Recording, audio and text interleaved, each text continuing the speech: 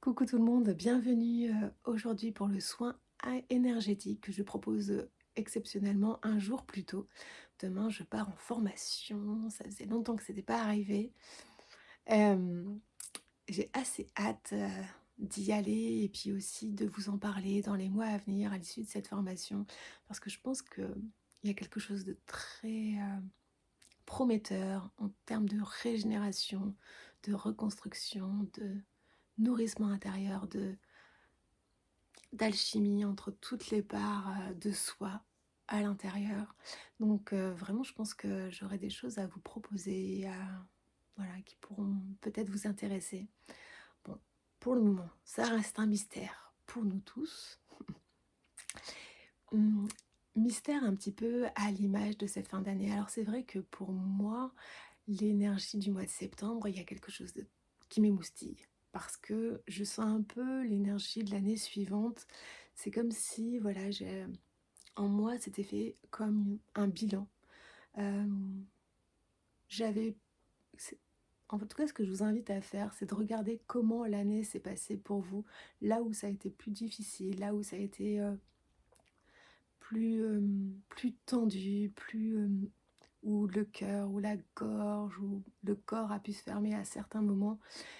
En tout cas, voir ces zones-là qui ont été plus complexes, vraiment pour avoir un bilan de réflexion qui pourra vous permettre de construire vers quelque chose de différent à l'avenir. C'est le terme de bilan, c'est aussi ce que nous propose l'année prochaine, parce que nous serons en année 9, et l'année 9, c'est vraiment, voilà, on termine un cycle, on passe à autre chose. Donc là, cette fin d'année, on va vraiment terminer un cycle dont je parle dans toutes mes vidéos depuis que j'en fais, depuis le mois de mai, je crois. Euh, Vraiment, c'est l'opportunité suprême, je crois, pour vraiment se dire, je passe à autre chose maintenant, je, je conclus, je clôture. Et là, j'étais en train de penser à Pluton. Pluton qui est la planète de la destruction et de la reconstruction, de la régénération en astrologie.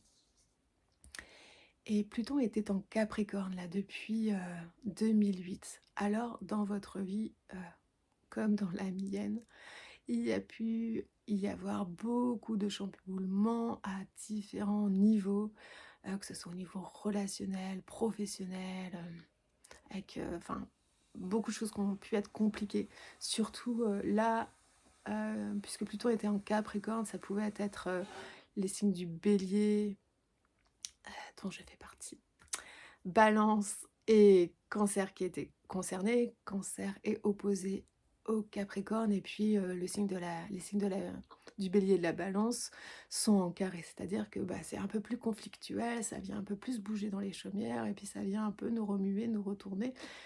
Et puis voilà, c'est même plus une crise de la quarantaine, c'est vu que Pluton là est resté en Capricorne pendant donc de 2008 à 2024, ça fait 16 ans. Alors en 16 ans, c'est assez long. C'est assez long, et du coup, c'est pour ça que je vous invite à regarder tout ce qui a pu, même si vous n'êtes pas de ces 4 signes, mais tout ce qui a pu voilà, demander une espèce de... Voilà, on arrête tout en fait. Et si on ne le fait pas de soi-même, c'est la vie qui nous l'impose et on n'a pas le choix. Alors ça peut passer aussi par de la maladie, j'avais parlé des relations et de l'aspect professionnel, mais il y a aussi le corps qui peut nous alarmer en fait. Enfin, tout peut vraiment passer au filtre de cette destruction intérieure pour vraiment, et c'est vraiment ce que j'ai ressenti là cette année et en fin d'année dernière. Cette libération, c'est vraiment pour le meilleur, quoi. Même si ça a été douloureux, douloureux, douloureux. Et franchement, je pourrais vous en parler en long, en large et en travers. Euh, Même si ça a été douloureux, il y a tellement eu, malgré tout, de cadeaux. Euh, Parce qu'il y a d'autres choses qui se sont développées, ou en tout cas des choses qui, pour moi, étaient de l'ordre de l'impensable, comme de faire des vidéos de soins énergétiques. Alors ça, franchement, en 2008, j'étais pas du tout là-dedans. Vraiment pas. Et voilà, tout qui passe par des ruptures à tous les niveaux. Et puis, qui dit rupture dit aussi des portes qui s'ouvrent. Et je pense que c'est une question de confiance, d'avoir la foi. Quand il n'y a plus rien, il reste la foi. La foi voilà, en un plus grand que soi, en la vie, en quelque chose de non matérialisable et qu'on ne peut pas contrôler et qui nous réserve euh, plein de surprises. Et j'avais déjà entendu ça dans d'autres vidéos il y a quelques temps, donner des ordres à la vie. Et c'est vrai que je trouve que c'est une, une phrase assez parlante de, de tout lâcher. C'est vraiment lâcher notre ego. Pluton permet ça pour vraiment reconstruire à soi et être dans une plus grande dimension de soi qui permet de s'aimer véritablement. Vraiment, quand il n'y a plus rien, et ben on est là en fait. Et juste notre cœur ouvert et notre cœur qui a envie de donner, notre cœur qui a envie de partager. Et je pense que c'est la plus belle chose qui existe en fait. Et je pense que c'est aussi pas pour rien que on dit toujours que dans les pays les plus pauvres, les gens sont les plus souriants, les plus aidants, etc. Donc voilà, en fait, je ne parlerai pas à leur place, de leur point de vue, mais en tout cas, c'est ce que nous, on peut se dire de l'extérieur, en tout cas. Ou c'est ce que je peux me dire de l'extérieur. Voilà, donc c'est avec ce Pluton qui a fini sa course en Capricorne et qui va rentrer en Verseau, avec cet équinoxe d'automne, avec cette année 9 qui arrive l'année prochaine, vraiment là, on n'est pas plus proche que de la conclusion. Et cet hiver qui va arriver très rapidement va nous inciter à refonder les bases de notre vie, je dirais.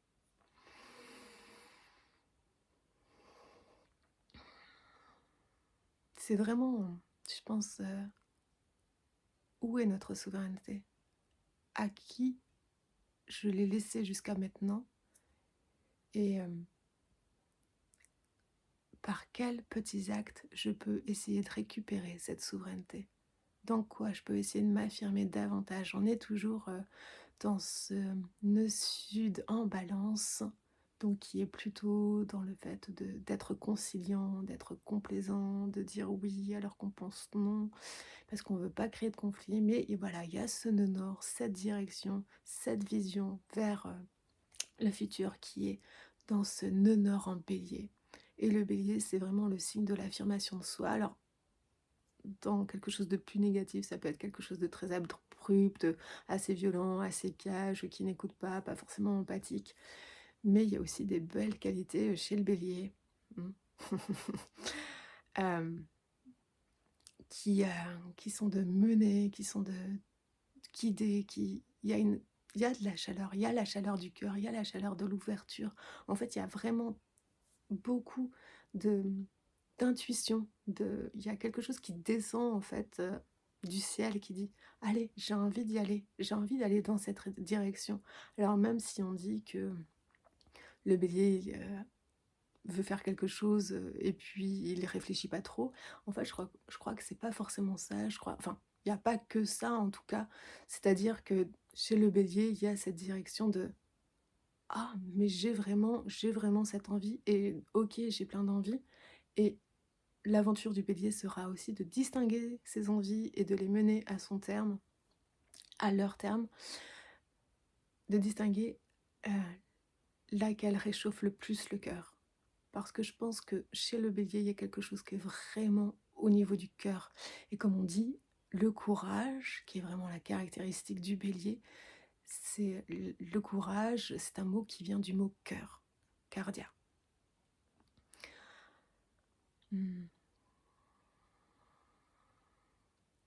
On a tous, je crois, ce bélier en nous, ce courage, cette envie d'avancer, cette envie d'aller de l'avant, de mener une vie qui nous ressemble, de mener une vie qui nous rend beau, nous rend belle, nous rend épanouis. Et on a envie de rayonner cette beauté autour de nous. Avec fraîcheur.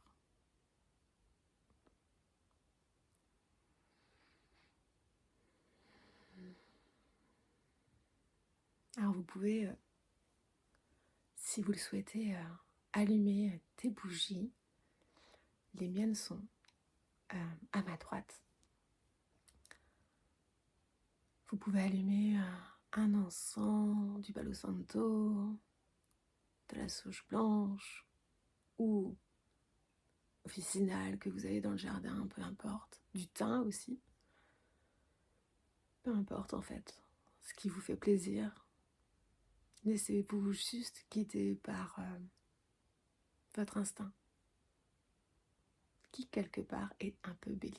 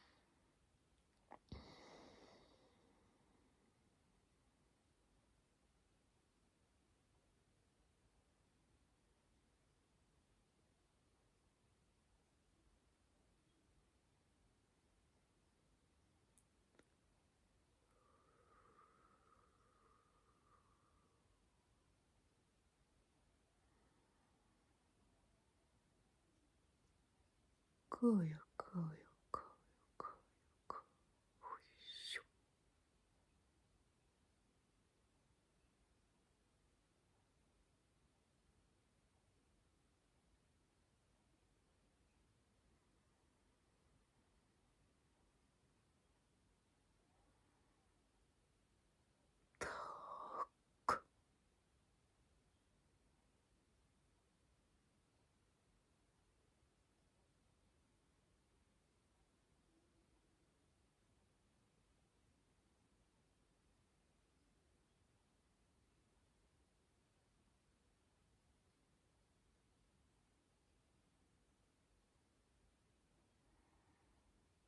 Teyaka, teyaka, teyaka.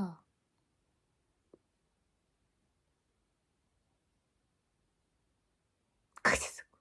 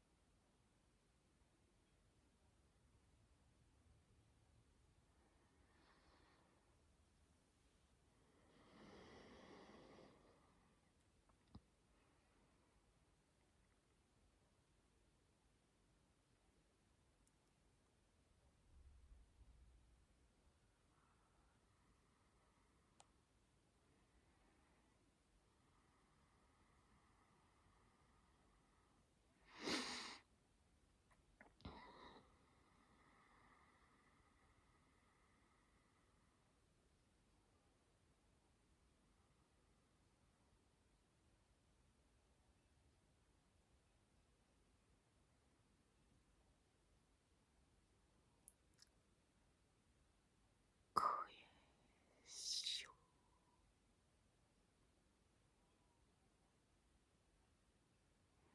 Teyesha.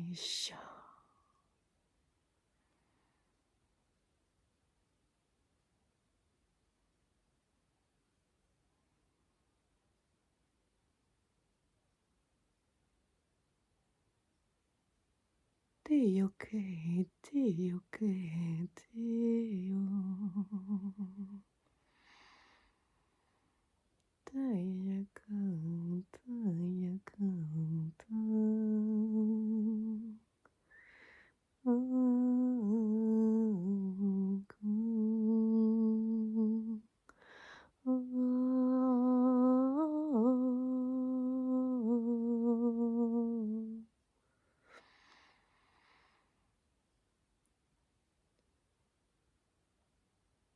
Koyaseyoko, shoko, shoko, shoko.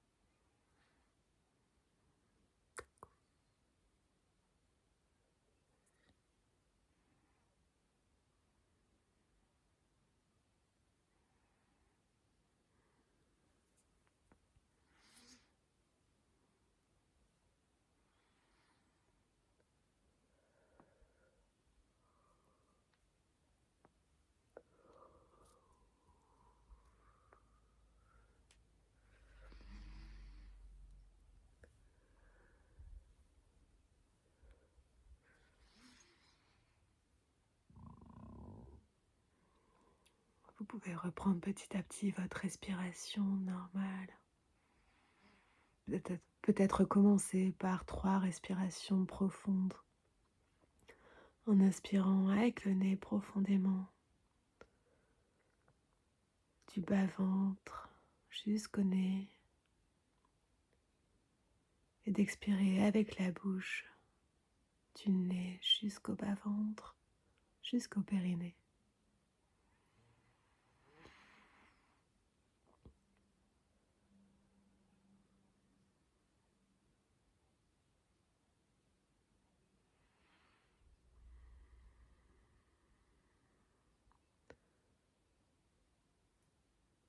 Alors, il y a plein de choses que je pourrais partager de ce soin. Alors, je vais peut-être juste noter les mots-clés pour moi qui sont régénération cellulaire, licorne, allumer le feu intérieur, et de ce feu naît la direction.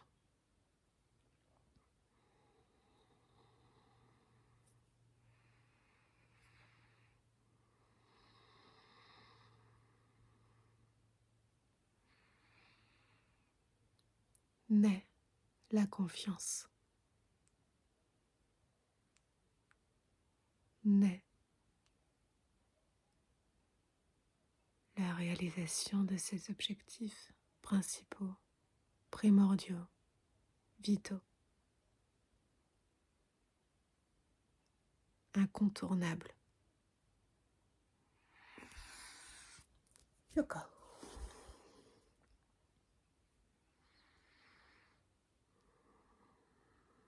Il y a vraiment un travail au niveau du 3e œil qui a été réalisé.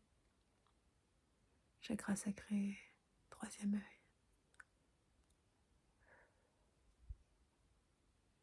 Pour permettre l'alignement.